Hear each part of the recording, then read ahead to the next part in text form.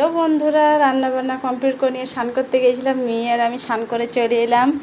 তারপর লক্ষ্মী পুজো করলাম। আজকে তো বৃহস্পতিবার, সবাইকারই বাড়িতে আজকে লক্ষ্মী পুজো, তাই না মা?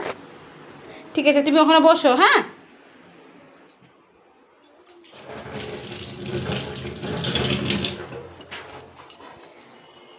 চলো দেখানো যাক গাইকে কী কী রান্না করেছি, সেটা তোমাদের সঙ্গে শেয়ার করব।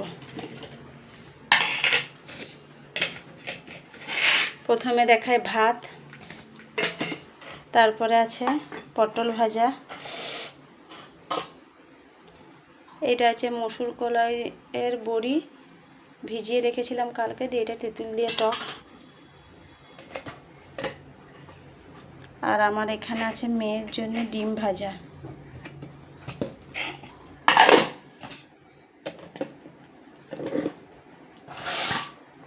এখানে আছে সন্ধ্যে ডাঁটা দিয়ে একটা আলু দিয়ে চচ্চড়ি আছে।